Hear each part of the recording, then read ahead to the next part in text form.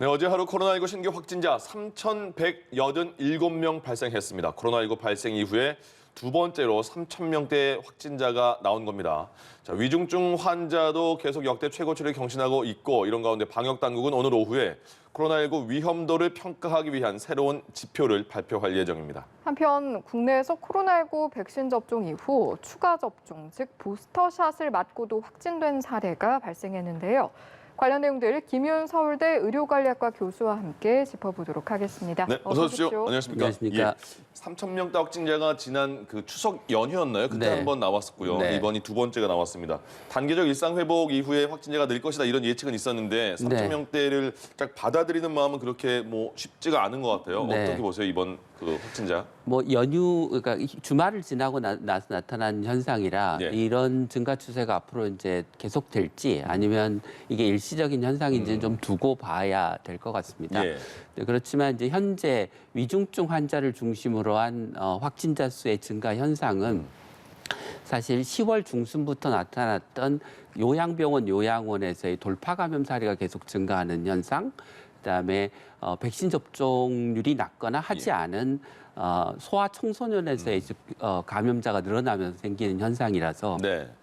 상당 기간 현재와 비슷한 수준의 확진자 증가세는 적어도 계속될 것 같아 보입니다. 네. 예. 예. 중환자도 지금 500명을 넘으면서 수도권 지역 네. 같은 경우에는 병상이 이제 포화 상태에 이르렀는데 네. 좀 어떻게 보세요? 지금 이런 상황에 이른 시점이 예상하신 것보다 좀 빠른 부분일까요? 예상한 것보다 빠르긴 하지만 이제 문제는 정부 당국이 얘기하는 것처럼 이게 단계적 일상 회복 계획의 진행에 따라서 다중 이용 시설에 대한 규제를 풀었기 때문에 생긴 게 아니고 네. 그 이전부터 나타났던 요양원, 요양병원 노인들의 백신 접종 후에 5개월이 지나면서 면역력이 떨어져서 생긴 돌파 감염이 대규모 집단 감염으로 발전하고 있기 때문에 생기는 예. 현상이라서 이게 구조적인 요인이고 이 구조적인 요인이 개선되지 않는 한, 그러니까 부스터샷이 빨리 접종해서 노인분들의 면역력이 다시 올라가거나 아니면 요양병원이나 요양원의 감염 관리 체계가 크게 개선돼서 감염이 발생하더라도 소규모 감염에 한정되거나 하지 않는 한은 상당 기간 지속될 거고 그 기간은 접종 후에 항체가 생기는 기간까지를 고려하면 예. 앞으로 한 달 정도는 현재와 같은 양상이 지속될 것처럼 보입니다. 예. 어제에 비해서 네. 중증 환자가 27명이 늘었는데요. 예. 지금 우리가 갖고 있는 위중증 환자의 병상의 여유분이 한 260병상 정도 되니까 네. 현재와 같은 추세면 퇴원 환자를 고려하더라도 짧으면 한 2주, 길면 한 3, 4주 내에 현재 여유 병상은 소진될 것으로 생각이 됩니다. 예. 일단은 당장 대응을 해야 하니까 정부가 수도권 상급병원 같은 경우에는 중환자 병상을 좀 확보를 해라 이렇게 네. 이야기를 했는데 또 시일이 어느 정도 소요가 되기 때문에 당장 발생하는 환자는 충청권으로 이송을 한다고 해요. 네. 근데 이제 이 이송 과정에 있어서는 어떤 무리가 되거나 걱정이 되는 부분은 없을까요? 일반적으로 중증 환자는 이제 병원에서 안정된 환경에서 치료를 받아야 되는데 예. 구급차로 이송을 하게 되면 아무래도 환자의 상태도 잘 감시가 되지 않고 돌발 상황이 생기더라도 치료가 잘 되지 않기 때문에 이게 상태가 악화되거나 사망할 확률이 올라갑니다. 이게 같은 예는 아니지만 그 중증 응급 환자에서 환자를 전원하는 경우는 사망률이 한 2배까지 올라가는 거죠. 병원에서 병원으로 이동할 때요? 네, 예. 그렇습니다. 예, 물론 이제 시간이나 이동 시간이나 환자의 상태에 따라서 이제 많이 그 값이 달라지긴 할 텐데 예. 그런 것처럼 어쨌든 중증 환자의 이송이라고 하는 것은 환자의 사망 위험을 올리는 일이라서 가급적이면 우리가 하지 않으면 예. 좋은 일인 것은 맞습니다. 예. 네. 일부 전문가들 사이에서는 현재 정부가 중환자 병상 운용권을 가지고 있는데 이걸 네. 수도권만이라도 좀 병원에 넘겨서 현장 네. 상황에 유연하게 대처할 수 있도록 해야 되는 것이 아니냐 이런 의견도 있는 것 같더라고요. 교수께서는 어떤 의견 가지고 계세요? 이제 병원들로부터 병상을 확보하기 위해서 공권력 을 가지고 동원을 해야 되니까 보건복지부와 같은 중앙행정부서가 이제 병상을 동원하는 거는 저는 필요하다고 생각합니다. 네. 근데 이제 병상을 운용하는 데 있어서는 실제 환자의 상태를 기준으로 해서 이 환자를 어디로 보낼지, 어떤 병원이 받을 능력이 있는지에 대한 실무적인 판단 능력이 있어야 되기 때문에 예. 임상 의사들이 환자를 본 경험이 있는 의사들을 중심으로 실제 병상 운영권을 갖는 게 저는 맞다고 생각하고요. 네. 그다음에 현재 병상 동원 체계도 뭐 누차에 걸쳐서 지적했던 바와 같이 병상만 동원하고 인력을 확충하는 체계를 뺀달지 대형 병원에서 중환자를 보도록 하면서 중환자가 상태가 나아지면 병동으로 이동해서 진료를 받아야 되는데 그 병원들의 입원 환자 진료 기능이 없어서 중환자실에서 상태가 나아지면 환자를 다른 병원으로 이송하게 한달지 이런 좀 실제 환자 진료의 상황과 맞지 않는 그 뭐 정책적 결정이나 현재 병상 운영 체계를 갖고 있어서 그런 부분들이 결국은 환자 진료나 병원 진료를 잘 모르는 관료들 중심으로 체계가 짜여져서 생긴 문제라고 생각합니다. 예. 네. 계속 말씀하시지만 의료 병상 물론 확보 중요한데 추가로 의료 인력이 지원 안 되면 관리를 못하는 상황이 되네요. 네, 그렇습니다. 그래서 이걸 이제 정부가 이제까지는 주로 파견 인력 중심으로 이제 해결을 해왔는데 네. 파견 인력이 그 병원의 상황에 익숙하지도 않고 훈련이 된 사람들만 파견되는 것도 아니고 기존 인력들과의 팀워크도 문제고 그래서 계속 문제를 일으켜왔는데 이것도 애초부터 사실 전문가들은 해당 병원에서 간호 인력을 뽑아서 훈련시켜서 배치해라. 그리고 기존의 병동에 있던 인력이 훨씬 더 숙련된 인력이니까 그분들을 훈련시켜서 중환자실에 배치하고 신규로 채용한 인력은 병동에 우선적으로 배치해라. 이렇게 해야 우리가 숙련된 중환자 간호 인력을 확보할 수 있다라는 뭐 여러 차례 건의를 들었음에도 불구하고 사실 그런 부분들이 잘 반영되지 않은 게 사실입니다. 그렇군요. 네. 방역 당국이 오늘 오후에 방대본 브리핑을 하는데 뭐 매일 하고 있는데 그 위험도 코로나19 위험도 평가 기준, 백신 예방 접종 기준 이걸 발표를 한다고 해요. 네. 그럼 새로운 기준은 어떻게 바뀔 것인가 궁금한데 어떤 식으로 지금 바뀌게 될 거라고 예상하세요? 네, 아침에 그 중대본 회의에서 이제 총리께서 그 노인들은 4개월이 지난 시점에서 부스터샷 2달 땡기고 이런 거군요. 네, 그다음에 그거 정리해서 발표하나 보죠. 네, 그래. 50대는 이제 5개월 이 경과하면 부스터샷을 맞는 걸로. 네. 그래서 이게 그 원래 미국에서 고령층에서 6개월이 지난 다음에 부스터샷을 하자고 한 것은 6개월 지난 다음에 면역력이 급격히 떨어지기 때문이 아니고 면역력은 서서히 백신 접종 이후에 감소하는데 그 시점을 6개월로 잡은 것입니다. 그래서 그게 돌파 감염이 얼마나 생기느냐라고 하는 게 실제로 굉장히 중요한 판단 기준이고 돌파 감염이 얼마나 생기느냐 하는 것은 뭐 감염에 얼마나 많이 노출이 되느냐 또 감염이 호발하는 환경에 있느냐 요양병원이나 요양원처럼 에 따라서 달라지는 것이기 때문에 이게 절대적인 기준이 있다기보다는 국가마다의 상황에 따라서 그 시점이 달라질 수 있는 거라 사실 우리가 노인들에서의 시설에서의 돌파 감염률을 주의 깊게 모니터링을 해왔다고 하면 지난 10월 중순에 이미 집단 감염이 증가하는 그런 징후들이 보였고 그래서 부스터샷을 조금 더 앞당길 수 있지 않았을까. 그러면 지금과 같은 중증 환자의 증가는 좀 막을 수 있지 않았을까 그런 생각을 좀 해봅니다. 그러니까 그런 거예요? 그 부스터샷을 초반에 6개월로 잡았던 게 아까 잠깐 말씀하셨지만 우리는 그렇게 임상시험한 결과는 없고 미국에서 일단 6개월 정도를 잡고 시험을 해봤더니 이렇더라. 그러니까 그게 어느새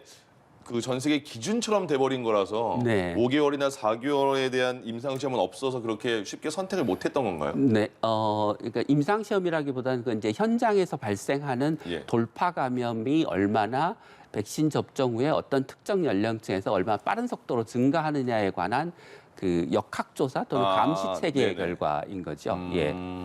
근데 미국보다 추가 접종을 일찍 결정한 이스라엘 같은 경우는 노인층을 대상으로 해서 5개월 경과한 다음에 백신 접종을 하기로 이미 결정을 했었던 거거든요. 선제적으로 먼저 했군요. 네, 그렇습니다. 그래서 나라마다 어떤 나라는 5개월, 어떤 나라는 6개월 이렇게 결정을 했었는데 우리는 우리 상황에 맞는 결정을 했어야 됐고 네. 그러려면 우리나라에서 노인층에 대한 돌파 감염의 양상을 면밀하게 체크를 하면서 예. 이게 증가한다고 생각이 되는 시점에 결정을 했어야 되는데 그 결정이 좀 늦어지고 그 결과 지금과 같은 이제 대규모 감염들이 시설에서 계속되고 있는 거죠. 요거 하나 의미 좀 알려주세요. 그러니까 코로나19 비상계획 발동 그 기준이 있잖아요, 정부에서. 네, 네. 근데 아직 의료 체계 여력은 가능하다고 정부가 판단은 하고 있는 상황인데 여기서 이렇게 표현했어요. 외국과는 다르게 고령층 위주로 위중증 환자가 증가했기 때문에 아직 의료 체계 여력은 가능하다. 이거는 무슨 뜻이에요? 글쎄요. 그러니까 고령층에서 감염이 증가하면 예. 중증 환자가 증가하고 중증 네. 환자가 빠르게 증가하면 의료 체계의 여력이 빠르게 줄어드는 게 사실인데 그건 네. 좀 앞뒤가 안 맞는 이야기인 것 같습니다. 그러게요. 외국과는 다르게 고령층 특정 시설에서 위중증 환자가 증가한다.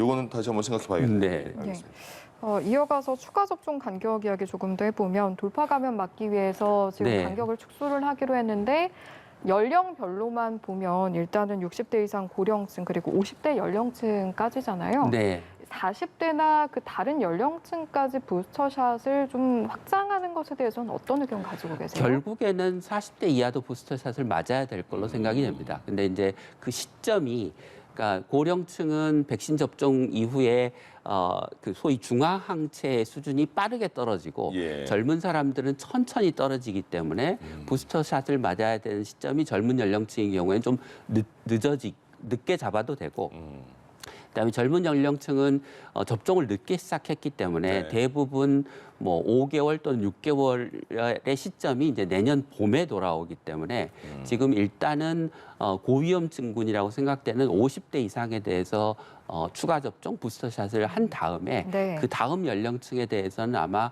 올 겨울이나 내년 연초쯤에 그런 구체적인 계획을 정부가 내놓지 않을까 싶습니다. 네. 추가 접종에 이제 저희가 또 집중을 했던 이유가 예방 효과가 굉장히 높다라는 부분 네. 때문이었는데 국내에서 부스터샷을 맞고도 지금 확진된 사례가 네, 발생을 그렇습니다. 했잖아요. 네. 이번 사례는 좀 저희가 어떻게 받아들여야 할까요? 그러니까 이제 부스터샷을 맞으면 이제 감염 예방 효과가 뭐 90%에 가깝다라고 이야기를 하는데, 예. 그러니까 한 2만 명 이상이 이제 부스터샷을 맞았는데 감염 예방 효과가 만약에 높은 수준으로 잡아서 90%라고 해도 2,000명은 돌파 감염이 생길 수 있는 거거든요. 네. 네, 그러니까 2명이 생긴 거는 하나도 이상한 일이 아닌 거죠. 예. 예. 네. 굳이 그 수치를 어떻게 이렇게까지는 할 네. 과하게 생각할 필요는 없다는 네, 말씀이시죠. 그렇습니다. 예. 내일이 수능이에요. 네. 예. 많이 긴장될 것 같은데 학생들의 지금 확진도 아까 초반에 말씀하셨는데 학생들 왜냐하면 고3 수능 수험생들은 백신 접종을 했지만 그 아래 학생들은 네.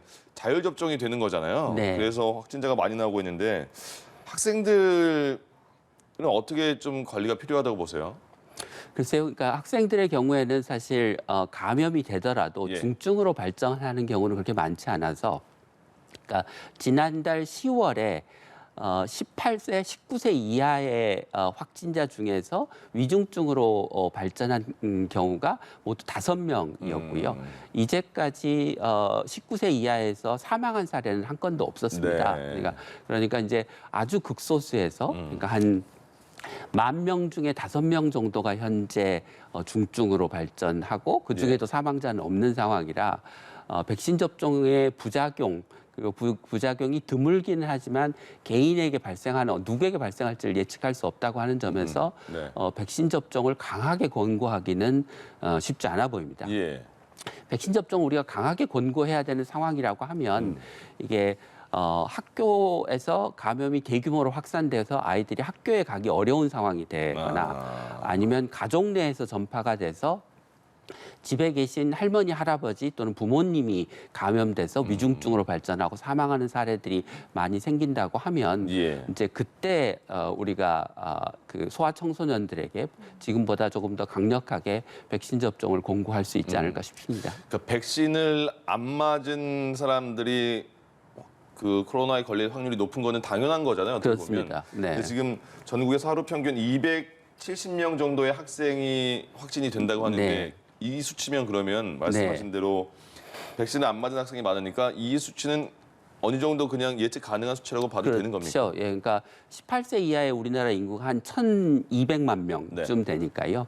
뭐 1,200만 명에서 200 몇십 명 정도 발생하는 거는 예. 뭐 충분히 예측 가능한 거고 예. 전체 인구의 한 15% 정도가 지금 소아청소년인데 네.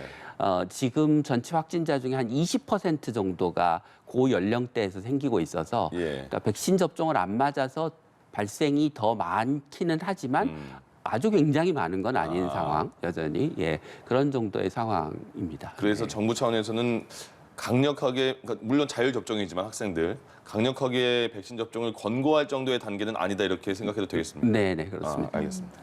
강력 권고는 아니더라도 지금 정부가 18세 이하에 대해서도 방역 패스를 도입하는 방안은 좀 네. 고심 중이잖아요. 네. 이 부분은 필요성 어떻게 판단하십니까? 근데 이제 방역 패스는 그 개인의 백신 접종의 선택에 따라서 그에 상응하는 이제 활동 제한의 책임을 부과하는 제도인데 네. 소아청소년에게 일부는 지금 아예 백신을 좀 맞을 기회가 없고요. 왜냐하면 11세 미만은 11세 이하는 지금 접종을 안 하고 있으니까요. 예. 12세, 17세라고 하더라도 접종을 시작한 지 얼마 안 됐고 이 연령층에 해당하는 청소년이 앞서 말씀드린 것처럼 백신을 꼭 맞아야 되느냐라고 하는 그 판단에 있어서 아직 우리가 유보적인 부분이 있기 때문에 네. 네. 그런 상황임에도 불구하고 백신 패스를 도입한다고 하는 거는 저는 적절치 않은 것이라고 생각합니다. 오히려 먼저 해야 될 거는 예를 들면 그런 시설에서 감염의 위험을 줄이기 위한 노력을 어떻게 할 것이냐. 예를 들면 거리두기를 잘 할 수 있느냐, 네. 환기는 잘 하느냐, 뭐 마스크는 잘 쓰는지 꼼꼼히 체크하느냐 이런 것들을 먼저 하고 그래도 안 되고 확진자가 더 늘어나고 하면 그 다음에 이제 백신 접종을 보다 강력하게 권고한 다음에 백신 패스를 도입하는 게 맞을 것 같습니다. 예. 이런 가능성도 있을까요? 이제 다음 주부터 수도권은 전면 등교가 또 이제 시행이 되고, 근데 수도권에 또 확진자가 많고 이렇다 보니까 일부 지역만이라도 이제 적용이 되는 그런 가능성은 없을까요? 일부 지역에서 이제 그 소아청소년의 감염이 뭐 급격하게 늘어나거나 어떤 시설을 중심으로 해서 급격하게 늘어나면 뭐 일시적으로 그런 조치들을 이제 취해 볼 수는 있을 것 같습니다. 근데 이제 그것은 그 단기적인 응급 조치이지 항구적으로 시행할 제도가 되기에는 앞서 말씀드린 대로 여러 가지 여건들이 갖춰져야 전제가 돼야 도입하는 게 타당할 것 같습니다. 네. 응급조치 언급을 해주신 김에 이제 만일 수도권에 이제 확진자가 늘어나니까 네. 비상계획이 발동이 된다면이라는 상황을 네. 가정해 봤을 때 네. 다음 주에 당장 월요일부터 수도권 전면 등교도 앞두고 있고 내일 수능도 있잖아요. 이런 네. 경우에도 예정된 일정들은 진행이 되는 겁니까? 저는 예정된 일정대로 가는 게 맞다고 생각합니다. 그러니까 단계적 일상회복을 시작한 지 뭐 불과 한 2주밖에 되지 네. 않았고 그리고 이제 단계적 일상회복을 하면 확진자가 늘어날 거라고 하는 건 모두가 다 예측했던 사실인데 예. 정부가 그에 대비해서 사실 병상을 확보하지 않은 게 더 근본적인 문제인 거지 지금처럼 확진자가 늘어나는 게 굉장히 이례적인 상황이라고 보기는 어렵거든요. 예. 그러니까 병상 가동률 몇 % 이상이면 비상계획을 발동한다고 하는 그 기준의 전제는 확보할 수 있을 만큼의 충분한 병상을 정부가 확보했는데도 불구하고 라는 조건이 충족돼야 되는 것이지 예. 기존에 있던 병상을 가지고 75%를 넘으면 단계적 일상회복에서 들어갔는데도 불구하고 비상계획을 발동한다라고 하면 그게 단계적 일상회복으로 간 의미 자체가 없지 않겠습니까? 예. 네.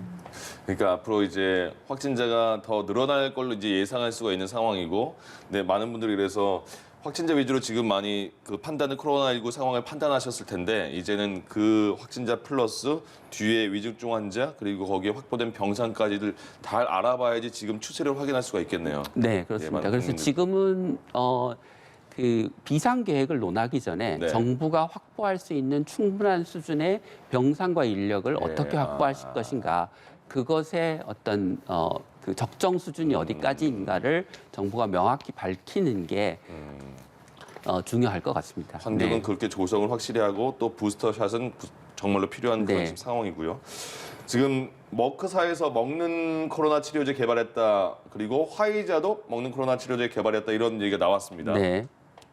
화이자에서 개발한 게 이제 미국 FDA에 긴급 사용 승인 신청이 됐다고 하는데 그러면 뭐 자체적으로 효과는 굉장히 많이 그 홍보를 하고 있는 상황이고 네. 이제는 집에서도 그러면 코로나를 먹는 약으로 치료할 시대가 빨리 오는 것인가 어떻게 네. 봐야 됩니까? 일단 좀 가격이 비싸기 때문에 그렇죠. 네, 뭐 머크 사건은 90만 원, 네. 뭐 파이자는 한 80만 원 정도. 이 가격이 어떻게 이렇게 비슷하게 책정될 수가 있죠? 한 군데서 이렇게 많이 부르니까 따라간 걸까요? 뭐 그런 영향이 없지 않아 있을 것 같습니다. 예. 네, 그렇기 때문에 이걸 뭐 아주 광범위하게 쓰기는 어렵고 음. 고위험군을 중심으로 해서 쓰게 될 것 같고요. 네. 뭐 고위험군을 중심으로 해서 써서 입원하는 환자나 중증으로 가는 환자를 줄이면 의료 체계에 대한 부담은 지금보다 크게 줄어들 수 있을 것 같습니다. 예. 지금 정부는 이거 뭐 40만 개 정도 뭐 이렇게 그 네. 확보를 했다고 말을 하는데 네. 그 비용은 이제 먹는 약도 비용은 정부가 된다는 거죠? 지금 예, 상황은. 그렇습니다. 예, 그러니까 뭐 건강보험이 기본적으로 있으니까 네. 뭐 본인 부담률만 최소한 책정할 수도 있고 예. 지금 우리가 이제까지 해왔던 것처럼 뭐 백신이나 검사 비용을 기본적으로 무료로 했던 것처럼 예. 이것도 무료로 할 수도 있을 것 같습니다. 예. 지금 뭐 백신, 화이자, 모더나 이런 얘기까지 나와요. 1초에 120만 원의 수익을 올리고 있다 이런 말까지 나오는데 네. 전 세계에서 이제 이걸 복용을 하니까요. 근데 화이자가 그 코로나19 백신 복제는 허용하지 않았는데 다른 곳에 네. 이 새로 개발한 치료제에 대해서는 뭐 저소득 국가들 상대로 해서는 복제는 허용하겠다 이렇게 말을 했나 봐요. 네, 어떤 네. 의미가 있을까요? 그러니까 그 일종의 이제 그 복제약을 생산할 수 있는 권한을 부여해 주는 겁니다. 그러니까 네. 완전히 라이센스를 포기하는 건, 특허권을 포기하는 건 아니고요. 아. 예, 예. 그래서 그 제한된 범위에서 생산을 할 수 있도록 허용을 해주고 예. 그 나라에서 생산한 그 약들은 직접 선진국에 파는 것보다는 낮은 가격으로 팔 수 있도록 해주는 거죠. 예. 일종의 이중 가격 정책을 쓰는 건데요. 이게 네. 그 고소득 국가와 저소득 국가 간에 구매력의 차이가 있기 때문에 이제 가능한 한 많은 양을 팔기 위한 정책이기도 합니다. 그런 전략도 남들이 있군요. 네. 네, 비용 경감 측면에서 이 부분도 좀 주목해 보고 싶은데 우리나라 이제 제약 회사들도 네. 백신 더불어서 먹는 치료제 개발도 좀 진행이 되고 있는 것으로 알고 네, 있거든요. 네. 진행 상황이 지금 어느 정도까지 갔습니까? 그래서 뭐 대개는 뭐 이상 시험을 하고 있는 단계고 아직까지 이상, 뭐 그래서 이상이요? 예. 이상 임상 시험을 하고 있는 단계고 대부분 아직 구체적인 출시 일정까지는 나와 있지 않은 상황입니다. 그런데 예. 이제 뭐 여러 가지 여건을 고려할 때 뭐 후발주자로 가서 갖는 불리함들, 뭐 지명도 이런 것들을 고려할 때 우리나라에서 설사 먹는 치료제가 개발된다고 하더라도 국내에서는 이제 부분적으로 사용이 되겠지만 전 세계적으로 광범위하게 사용되기는 쉽지 않아 보입니다. 네. 알겠습니다. 예. 오늘 말씀 여기까지 듣도록 하겠습니다. 네. 지금까지 김윤 서울대 의료관리학과 교수와 함께 이야기 나눠봤습니다. 네. 잘 들었습니다. 고맙습니다. 고맙습니다.